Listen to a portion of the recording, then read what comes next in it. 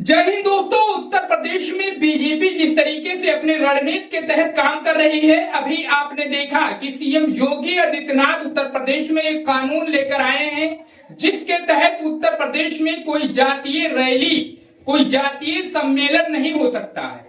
अब इस कानून को लेकर दोस्तों कुछ सहमत हैं, जैसे कि ब्राह्मण समाज के लोग और वहीं हम देखें तो ठाकुर समाज के लोग बीजेपी और योगी आदित्यनाथ की इस कानून को लेकर तारीफ कर रहे हैं, ये दोनों समाज। उसके अलावा दोस्तों हम आपको बता दें कि बीजेपी के ही सहयोगी दल के नेता संजय निषाद जी ने इस कानून का पुरजोर तरीके से विरोध किया है और वो कह रहे हैं कि हम अपना जातीय सम्मेलन जारी रखेंगे, इसको हम रोकेंगे नहीं। दोस्तों संजय निषाद जी ने बीजेपी को आगाह भी किया है। उन्होंने कहा है कि बीजेपी ने अभी देखा लोकसभा चुनाव में कि उसका हाल क्या हुआ। प्रदेश में वो 45 सीटें हारी है, लेकिन फिर भी अभी भी उसके समझ में नहीं आ रहा है कि आखिर ये सीटें हम हारे क्यों हैं।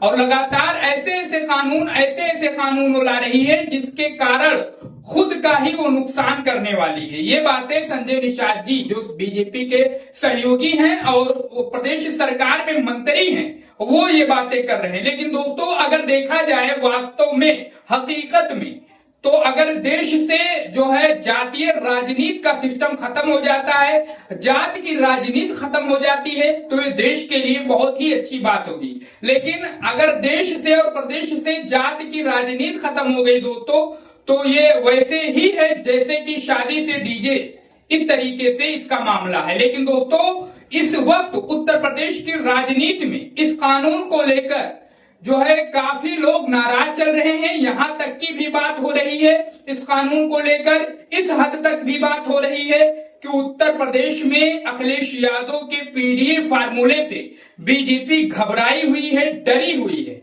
इसलिए वो जो है जातीय सम्मेलनों पर रोक लगाने के लिए इस तरीके से कानून लेकर आई है। जैसे कि दोस्तों प्रदेश में अखिलेश यादव आप देख रहे होंगे लगातार पीडीए पंचायत करवा रहे हैं, लगातार पीडीए के तहत लोगों को जागरूक कर रहे हैं और उस पीडीए में लगातार लोगों को जोड़ रहे हैं। इसी के तहत दोस्तों उत्तर प्रदेश में लोग ये कह रहे हैं कि कहीं ना कहीं बीजेपी अखिलेश यादव के पीडीए फार्मूले से घबराई हुई है और डरी हुई है। दोस्तों यही पीडीए फार्मूला लेकर अखिलेश यादव 2024 के लोकसभा चुनाव में कूदे थे और उसका नतीजा पूरे प्रदेशवासियों और देशवासियों ने देखा कि किस तरीके से, कितनी बुरी तरीके से बीजेपी प्रदेश में हारी थी।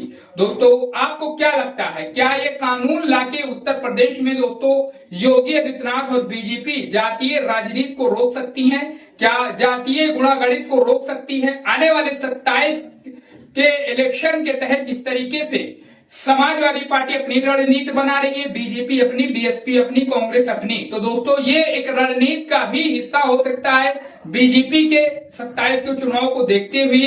अब दोस्तों इस खबर पर और इस कानून पर और जो योगी आदित्यनाथ जो जी कह रहे हैं, कर रहे हैं, उसके अलावा जो उनके सहयोगी पार्टी के नेता कह रहे हैं, कर रहे हैं, दोस्तों इस पूरे मामले पर आप अपनी राय हमें कमेंट बॉक्स में बताइए।